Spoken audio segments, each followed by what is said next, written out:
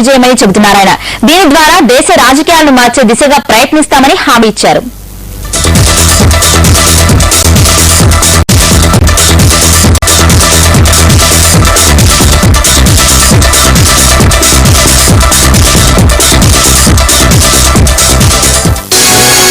ఈ కూకట్పల్లిలో విజయం జనానికి తప్ప దానిలో లోక్సత్తాదో అది జైపీదంటే చాలా పొరపాటు అవుతుంది.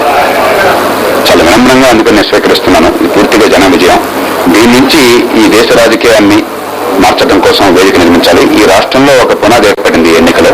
రాష్ట్రం అంతా కూడా మధ్యతరగతి నుంచి, యువత నుంచి, మహిళల నుంచి లోక్సత్తాకు వచ్చిన ఆదరణ కానీ ఇప్పుడు కూకట్పల్లిలో చాలా మంది మరి వారందరూ కలిసి కృషి చేయడం చేత ఈవేళ సంప్రదాయ రాజకీయాన్ని ఓడించగలని విశ్వాసం కలగడం కానీ ఇది కొత్త రాజకీయానికి పునాది కావాలి. ఈ పునాదిని ఆధారంగా చేసిన దేశం మొత్తాన్ని మార్చడానికి గుర్తుపడం పెట్టాలి.